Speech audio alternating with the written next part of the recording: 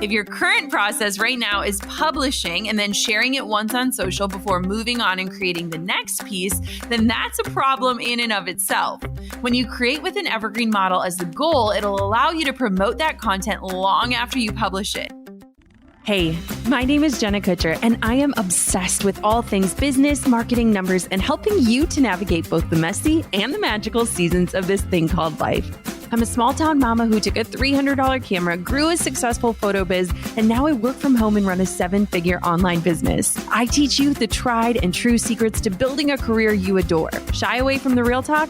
No way. Money, hardship, growth, loss, and marketing are all topics we discuss here. Think of this as your one-stop shop for happy hour with a gal pal mixed with business school. Pull up a seat, make sure you're cozy, and get ready to be challenged and encouraged while you learn. This is the Goal Digger Podcast.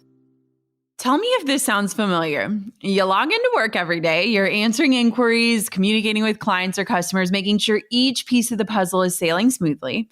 There's a lot to handle day in and day out, but there's also this nagging, constant feeling in the back of your mind telling you, or let's be real, maybe even shaming you that you haven't started a blog or you haven't published anything new in a month or 2 or 7. And I know it happens way, way easier than we'd like to admit. You know in your gut that blogging has its benefits and that they're multifold. Actually, did you know that companies with blogs, they produce an average of 67% more leads monthly than companies that don't blog?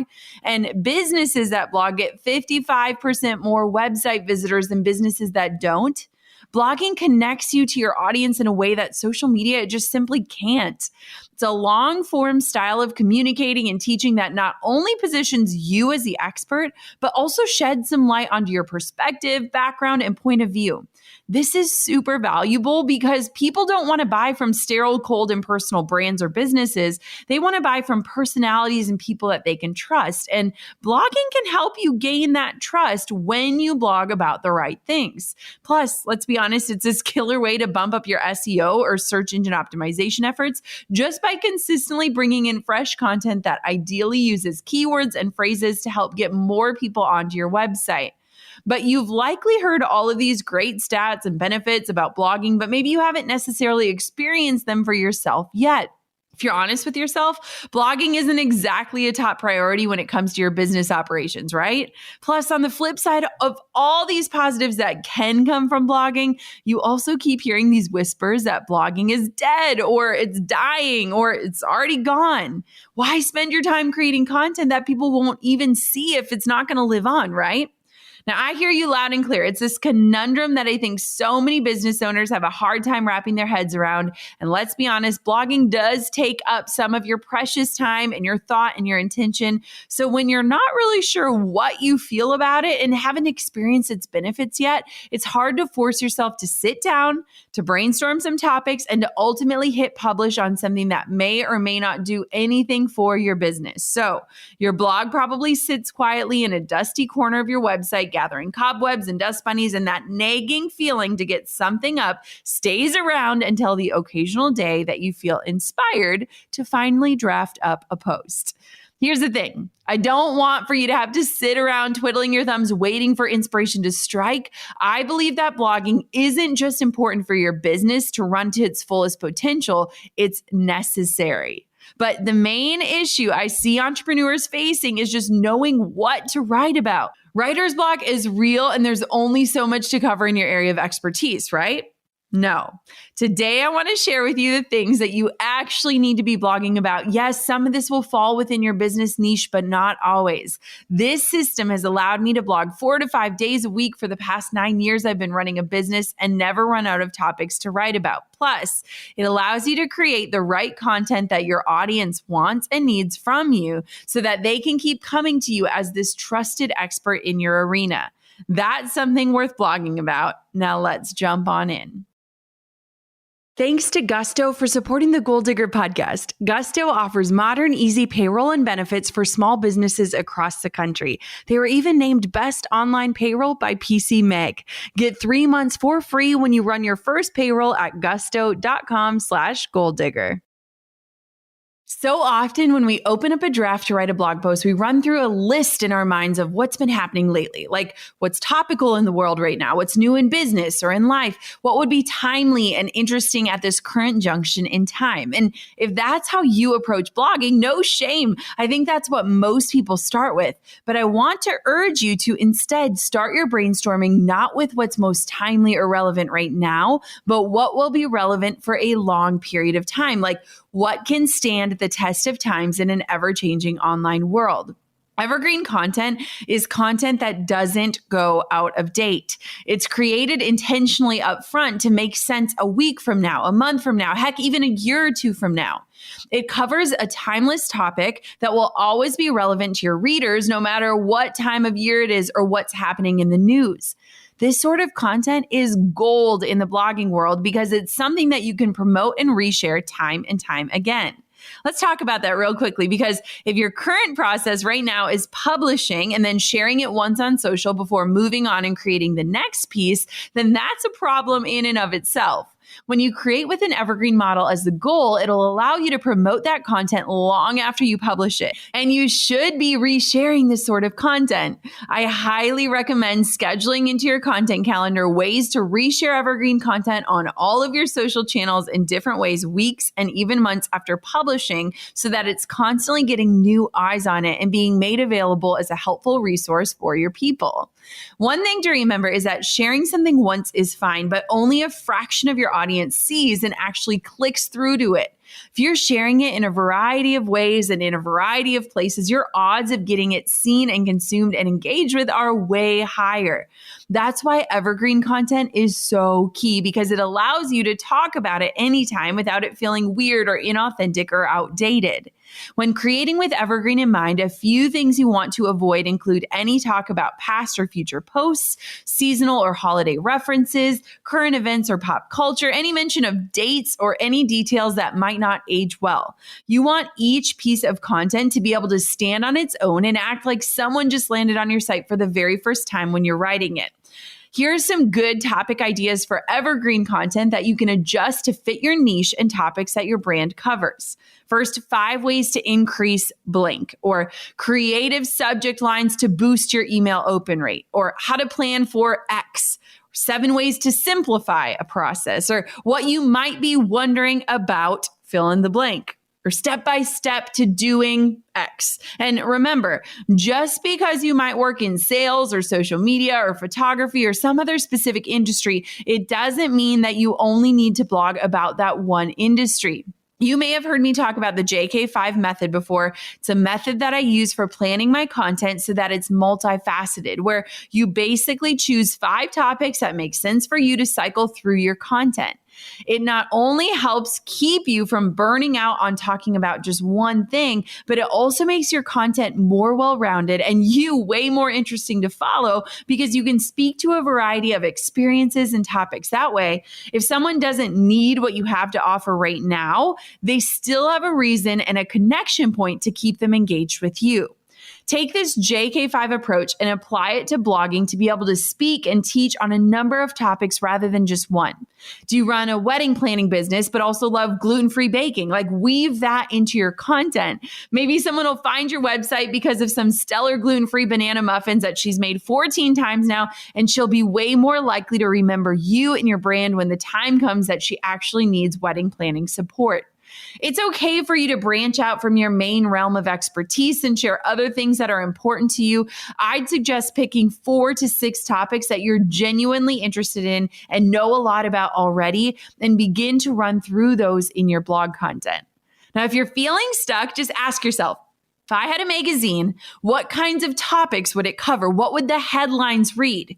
Your blog serves as this online publication that can reach more people if you branch out a bit than if you just stay super, super narrow. For example, even though I teach on marketing in my business and in my courses, my blog covers a wide variety of topics that I personally have experience in and enjoy sharing about, from fertility and natural skincare to entrepreneurship, money management, travel tips, running an Airbnb, and social media. media. Though people may come to me because they found a blog post about natural makeup on Pinterest, my hope is that they click around my website and see what else I offer and ultimately return to me when or if they have questions about business and marketing. Get your employees paid and simplify the entire payroll process with Gusto. You're wearing all the hats in your business right now: founder, CEO, marketing department, social media strategist, HR, and more. They're all falling onto your plate. And I bet when you dove into this entrepreneurial life, you weren't like, yay, I cannot wait to manage payroll and file taxes. Nope, me neither. So that's a system better left to Gusto. Gusto is easy online payroll, benefits, and HR built for modern small businesses all in one place. Gusto offers easy to run payroll. It files all of your state, local, and federal payroll taxes, and even gives you options for managing health benefits, 401ks, and more for almost any budget. Let's have a heart-to-heart real quick. Could your business do more if you hired a team, but the logistics of managing payroll and HR for that team are holding you back? Then you need to give Gusto a try. Get 3 months free when you run your first payroll at gusto.com/goaldigger. Go ahead, give it a try at gusto.com/goaldigger. The next thing I want for you to focus on in your content creation is answering what people are searching for. Did you know that you can easily use Google or Pinterest for content research and topic inspiration by simply just typing a few keywords into the search bar and then scrolling through what it auto-populates in the drop-down menu below?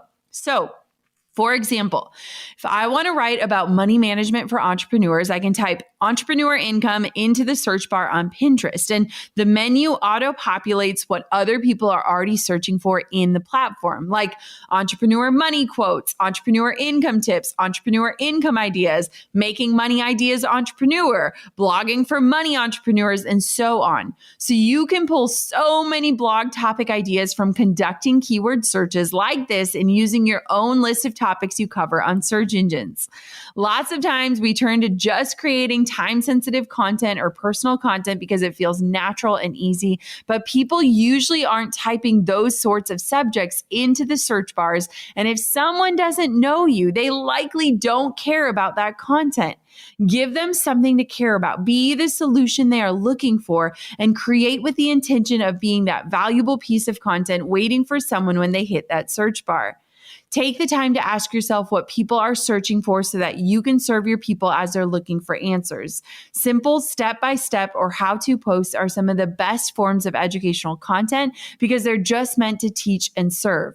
A lot of times we're so far in the journey that we forget what it's like to begin. So if you're an educator or educating your clients and it's a part of your process, these step-by-step posts can be super helpful for your audience because it is what they're already searching for, and it can break down a system or a method that might come simply to you, but maybe not to all of your audience. Plus, almost 50% of people reading blogs, they admit to skimming, like not reading everything thoroughly word for word. I mean, I know myself, I'm totally guilty of this. And so if you create a type of how-to post that can easily break down your content into a list of steps, and you can use things like headers and blocks of text, it can be way easier for readers to consume quickly and move on.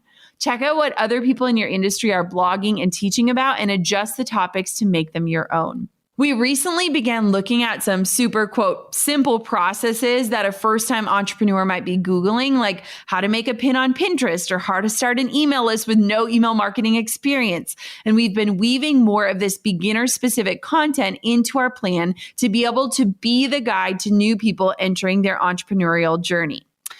Finally, the last thing that you can incorporate into your blogging content calendar is the occasional personal post. Now, I don't want this to be your main source of content, but you can certainly pepper in personal posts to keep people connected to something deeper than just your brand.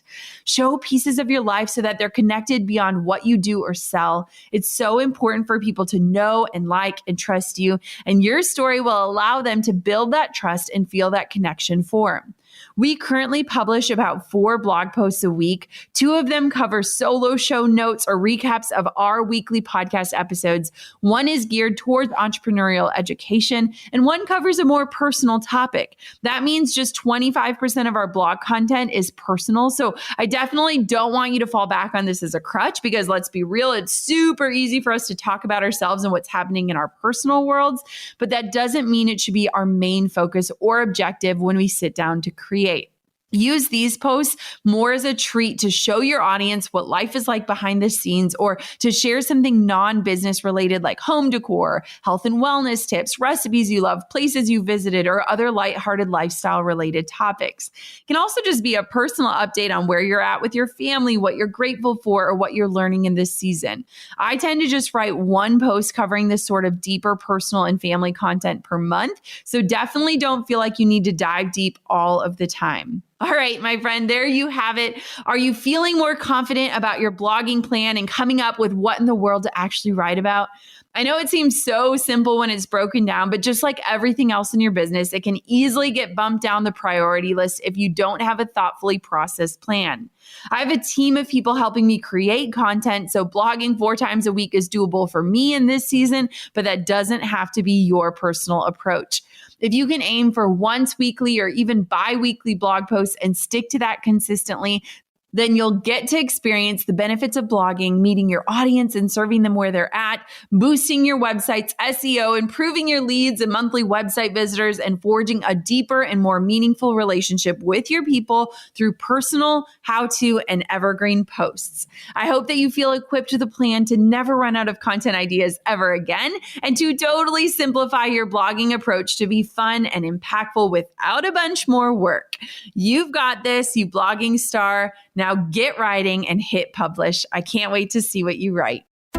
I'm over here giving you a virtual high five because you just finished another episode of the Goal Digger podcast. Did that go by way too fast for anyone else? If you want more, head over to goaldiggerpodcast.com for show notes and all the discount codes from today's sponsors. And if you're looking for a new crew of movers and shakers like you to bounce ideas and ask questions, be sure to join my exclusive community for Goal Diggers on Facebook. The link's waiting for you at goaldiggerpodcast.com.